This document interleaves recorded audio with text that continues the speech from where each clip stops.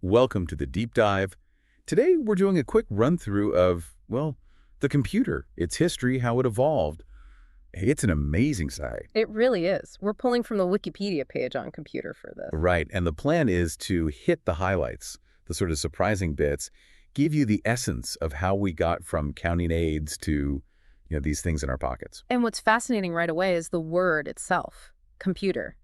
Back in the 1600s, that meant a person. Seriously? Yeah, usually women, actually. Their job title was literally computer doing calculations. That stuck until like the mid-20th century. Wow. So when did it start meaning a machine? People started calling calculating machines computers around, say, 1897. But the idea of a programmable electronic digital computer, that's more like 1945, though the theory, like Turing's work, was a bit earlier, maybe 1937. Okay, so way before electronics, people still needed to calculate stuff. What did they use? Like ancient times. Oh, super basic things at first. Tally sticks, clay balls, and the fertile crescent for counting, you know? Oh. Then a big step up was the abacus. Right, I've seen those. Beads on wires. Exactly. Started in Babylonia, maybe 2400 BCE, made arithmetic way easier. But then you get something really wild. The Antikythera mechanism. The what now? Antikythera mechanism. Found in an ancient Greek shipwreck, dated around 100 BCE. It's basically this geared device considered the earliest mechanical analog computer. No way. What did it do? Calculated astronomical positions, predicted eclipses.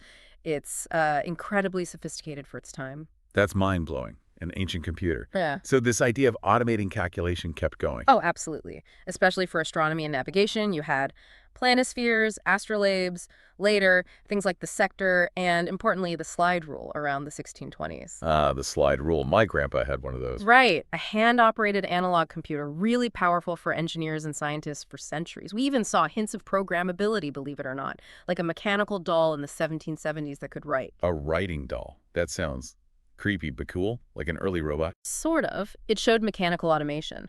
But the real conceptual leap towards a programmable computer, that's Charles Babbage. The father of the computer, right? Early 1800s. Yep.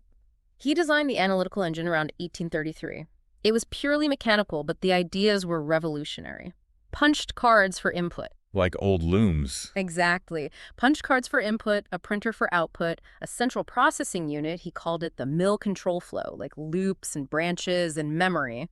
It was Turing complete in theory. Meaning it could potentially compute anything computable. Pretty much. But the tech just wasn't there. Too complex, too expensive to build fully back then.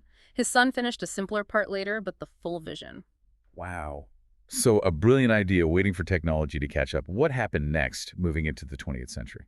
Well, you had electromechanical machines. Torres Quevedo built some calculators. Analog computers got better for science. But the huge theoretical breakthrough was Claude Shannon's master's thesis in 1937. What did he figure out? He connected Boolean algebra, that true-false logic stuff, with electrical switching circuits, basically showing how circuits could perform logical operations. That's the foundation for all digital computers. Okay, the theory's there. What about the machines? Who built the first digital ones? Konrad Zuse in Germany was building relay-based computers. His Z3 in 1941 is considered the first working, programmable, automatic digital computer. Used binary, floating point numbers.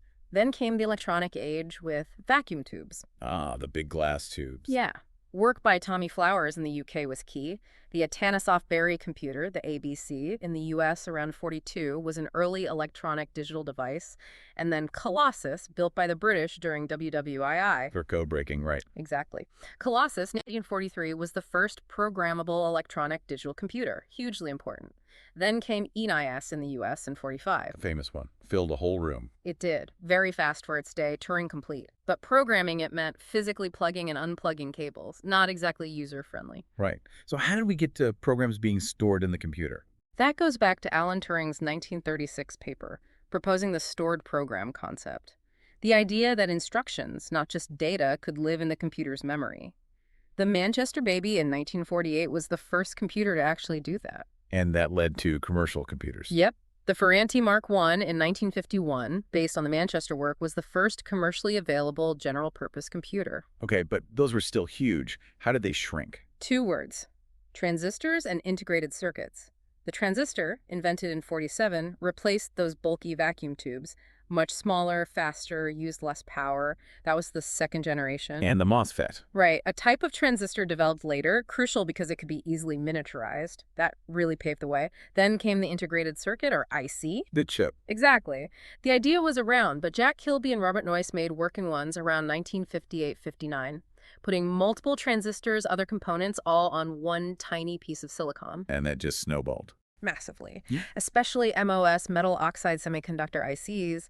They led directly to the microprocessor Intel's 4004 in 1971, a whole CPU on one chip, and now we have SO6 systems on a chip, billions of transistors. Yeah. Powering your phone. It's just incredible. From people calculating to room-sized machines to this, Yeah. it really makes you think, like Babbage trying to automate calculations. Yeah. What are the tedious things now that future computing will just handle? Absolutely. And with quantum computing, DNA computing, what will computation even mean down the line? It's a story that's definitely not finished. A truly amazing journey. Thanks for walking us through it.